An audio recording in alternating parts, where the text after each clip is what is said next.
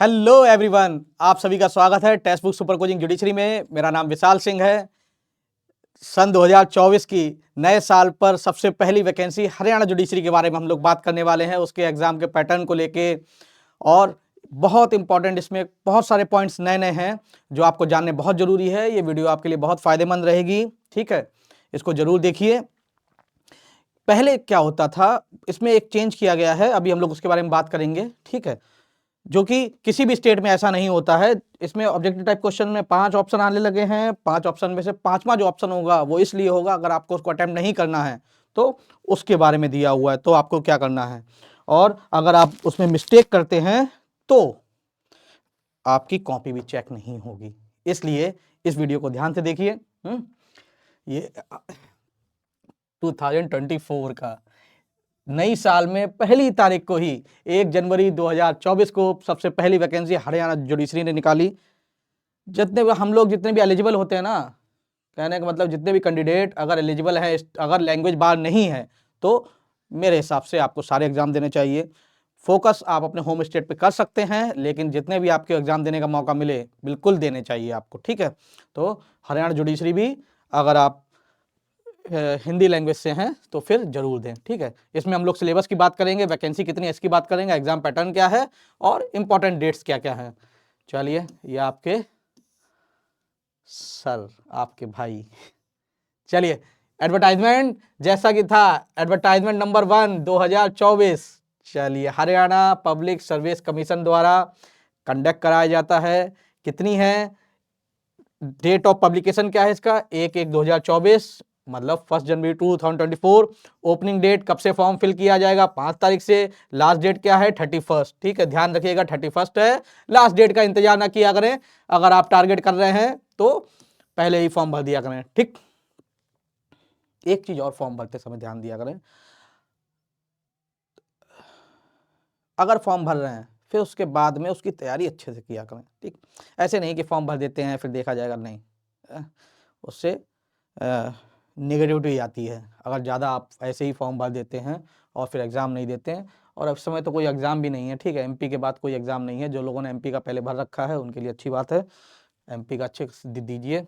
चलिए, last date क्या है, हम लोग देखा 31 तारीख है, 5 से चालू हो जाएगा, 31 तक है, रात में 11:55 तक है, ठीक। इसका इंतजार नहीं करना है, पहले ही आपको फिल कर देना है। हाउ टू अप्लाई, वो तो ऑफिशियल साइट पे जाइए आप, एडवर्टाइजमेंट दिख रहा है। ये SCS जुडिशियल ब्रांच एग्जामिनेशन, जो कि 5 तारीख से ओपन भी होगा, दिया हुआ है 5/1/2023 से चालू हो जाएगा। एलिजिबिलिटी क्राइटेरिया क्या है, एज के लिए कम से कम आपकी एज 21 ईयर होनी चाहिए, नॉट मोर देन 42। ये जनरल के लिए 21 से 42, बाकी जो है कैटेगरी में आएंगे तो उसमें देखना पड़ेगा। मिनिमम एजुकेशन क्वालिफिकेशन क्या चाहिए, आपकी लॉ कंप्लीट हो चुकी होनी चाहिए, ठीक है, रजिस्ट्रेशन जरूरी नहीं है, लेकिन law degree of bachelor of law होनी चाहिए आपकी, और ये आपकी 31/1/2024 से पहले कंप्लीट हो चुकी हो, ठीक है। The candidate should hold the degree of bachelor of law on or before the closing date for the submission of online application form. Haryana के मेंस की ध्यान रखिएगा, बहुत लेंदी पेपर आते हैं, ठीक। वैकेंसी कितनी है इसकी बात कर लेते हैं हम लोग। वैकेंसी कितनी है, ओवरऑल 129 है, जनरल की 76 हैं, और यहाँ पर एंटिसिपेटेड पोस्ट दी हुई हैं जो कि ओवरऑल 45 हैं। SC की 30 हैं, बैकवर्ड क्लास A 11 हैं, बैकवर्ड क्लासेस B 1 हैं। आपको मालूम है SC हो, OBC हो, ये सब स्टेट के होते हैं, ठीक है, तो स्टेट। और EWS की भी हरियाणा का ही, स्टेट का ही होगा। EWS की 10 है, ओवरऑल 129 है। 100 से ऊपर बढ़िया वैकेंसी होती हैं, ठीक है, 100 से ऊपर वाले में। और आपको पता है प्री में क्या होता है, प्री क्वालिफाइंग होता है, और प्री के बाद प्री में 10 टाइम्स लिए जाते हैं, ठीक। प्रीलिमिनरी एग्जामिनेशन सिलेबस क्या है, एग्जाम पैटर्न क्या है, यहाँ पर मैं इसकी बात कर रहा था, जो कॉलम 3 है इसका, ठीक है। प्रीलिमिनरी एग्जामिनेशन ऑब्जेक्टिव टाइप होता है, हमें पता है, और कौन से जो मेंस रिटन एग्जामिनेशन में जो सब्जेक्ट हैं वही सारे प्री के भी माने जाएंगे, तो हमें मेंस का पूरा सब्जेक्ट देखना पड़ेगा कौन कौन सा है। OMR सीट होती है, हमें मालूम है। 125 क्वेश्चंस होते हैं ओवरऑल, कितने, 125 क्वेश्चंस होंगे, ठीक, जिसमें निगेटिव मार्किंग है 1/5 निगेटिव मार्किंग है, जिसमें ये पहले से ही सब था। ये जो मुझे कुछ नया देखने को मिला कि अब ऑप्शन 5 होंगे, ABCDE, ठीक है, तो अब 5 ऑप्शन होंगे। 5 ऑप्शन में अगर उसमें if not attempted a question then he shall have to darken E. ठीक है, अगर आप अटेम्प्ट नहीं कर रहे हो तो ई पे आप गोला करो, और वरना ए बी सी डी में से कोई ऑप्शन आपको मालूम है तो उस पर करें। 1/5 माइनस मार्किंग है, माइनस मार्किंग 1/5 कोई ज़्यादा नहीं होती। ठीक है, अगर आपको 50-50 भी किसी में लग रहा है कि हाँ ये हो सकता है, ये हो सकता है, तो टिक मार दीजिए, वो कवर हो जाता है 1/5 में। 1/3 हैवी माइनस मार्किंग हो जाती है, उसमें सोचना पड़ता है कि करना है कि नहीं। 1/5 में इतना ज़्यादा नहीं। अगर आपको हाँ 2 पे भी डाउट है तो मेरे हिसाब से आपको टिक मारना चाहिए। ठीक है, इसमें इंपॉर्टेंट बात यह है, अगर आपने any candidate not darkening any of the 5 circle, ठीक है, इज मोर देन 10 क्वेश्चंस, तो क्या होगा, तो वो डिस्क्वालिफाइड हो जाएगा। ठीक है, तो ध्यान रखिएगा, A B C D E, अगर आपको ऑप्शन ए पता है, ए बी सी डी में से पता है तो वो टिक मारना है। अगर नहीं पता है तो आपको ई पे गोला करना ही करना है। और अगर 10 से ज्यादा आपने ऐसे छोड़ दिए जिसपे किसी पे गोला नहीं किया तो आपकी कॉपी भी चेक नहीं होगी।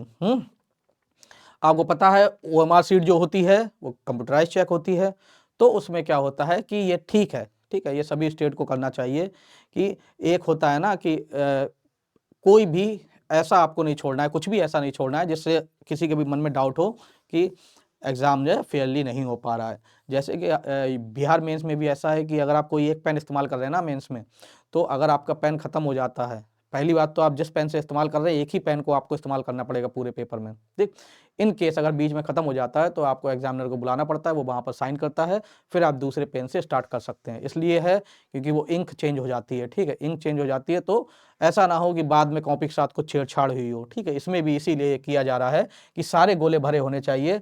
गोले खाली छोड़, मतलब ये सर्किल खाली छोड़ने से क्या होता है, एक जो है कोई डाउट ना रह जाए। ठीक है, कि बाद में कॉपी के साथ छेड़छाड़ ना हो पाए, इसलिए बहुत अच्छा इन्होंने ये इनिशिएट लिया है।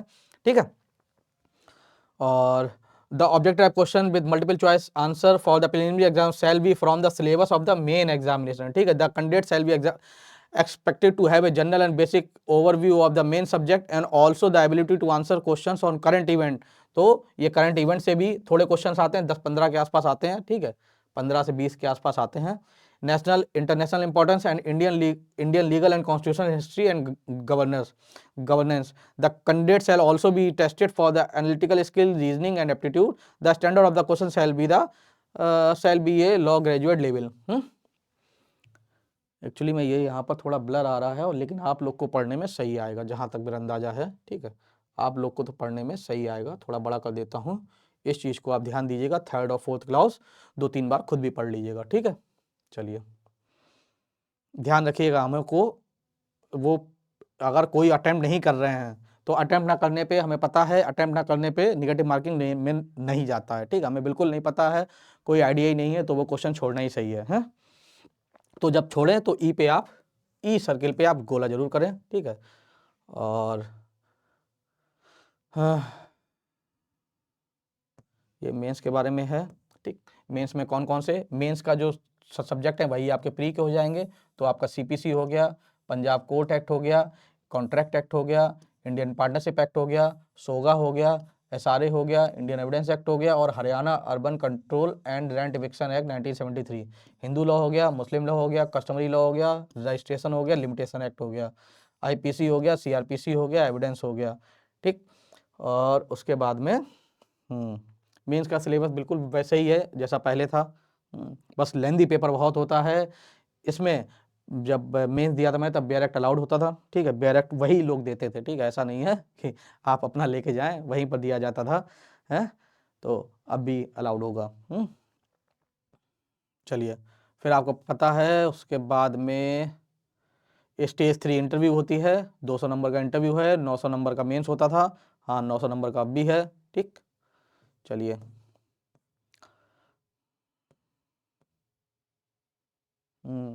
वही पता है, इंटरव्यू से वो सॉरी प्री से मेंस में, 10 टाइम्स लिए जाते हैं। ठीक, अब जैसे मान लो 130 सीटें हैं, 129 है ना, तो 129 हैं तो 1290 लोग मेंस देंगे, या 1300 राउंड फिगर में 1300 आसपास मेंस देंगे। ठीक, और सीटें 130 हैं तो उसका 3 टाइम्स जो है उतने इंटरव्यू के लिए आएंगे। ठीक है, फिर जितनी वैकेंसी है उतनी फिल की जाएंगी। ठीक है, document to upload the application form, ये डॉक्यूमेंट्स की रिक्वायरमेंट है, क्या क्या चाहिए। इस पे ज़्यादा कुछ भी नहीं है। ये हमारी प्लेलिस्ट है हरियाणा के लिए, ठीक, हरियाणा के लिए हमारी प्लेलिस्ट है। हमने 2 दिन पहले ही एक वीडियो डाली थी कि हरियाणा की वैकेंसी आने वाली है, ठीक। और ये शुभम सर ने वीडियो डाली थी जब वैकेंसी आई थी, उसके बाद आज मैं इसके सिलेबस की पूरी डाल रहा हूँ। हाँ, MPCJ के लिए हमारा बैच चल रहा था ऑलरेडी। और ये हमारा फाउंडेशन बैच है, जिसमें फाउंडेशन बैच पूरे ईयर का है, जो अभी लास्ट 26 दिसंबर से चालू हुआ है, ठीक है। आप लोग ज्वाइन करना चाहें बिल्कुल ज्वाइन करिए आप, ठीक।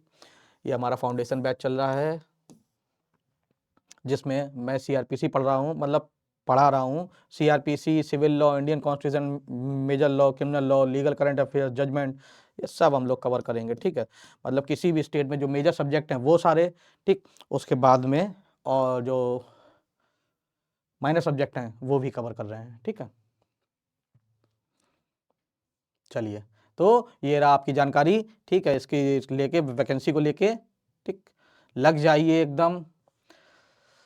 इस साल आपको और भी बहुत सारे एग्जाम देने को मिलेंगे, होपफुली आपको देने को मिले, ठीक है, मिलेंगे भी, ठीक है। यूपी का भी मिलेगा, बिहार APO का भी आने वाला है, तो बहुत सारे एग्जाम आपको इस साल तैयारी कर लीजिए। तैयारी एग्जाम देने से ही होती है, एग्जाम देने से आप अपने आप को जज कर पाते हैं कितने हम पानी में हैं, ठीक है। हाँ, तैयारी तो खैर रूम पे ऑब्जेक्टिव टाइप क्वेश्चन लगाने से ही होती है, लेकिन असली युद्ध भी लड़ा जाता है कभी कभार जब हम लोग एग्ज़ाम हॉल में जाते हैं, ठीक है। तो चलिए फिर, यही था आप सबके लिए, ध्यान रखिएगा। अब 5 ऑप्शन होंगे जिसमें ई आपको मारना जरूरी है अगर आप अटेम्प्ट छोड़ते हैं, ठीक है। कोई ना कोई आपको फिल करना पड़ेगा, ठीक है। Thank you.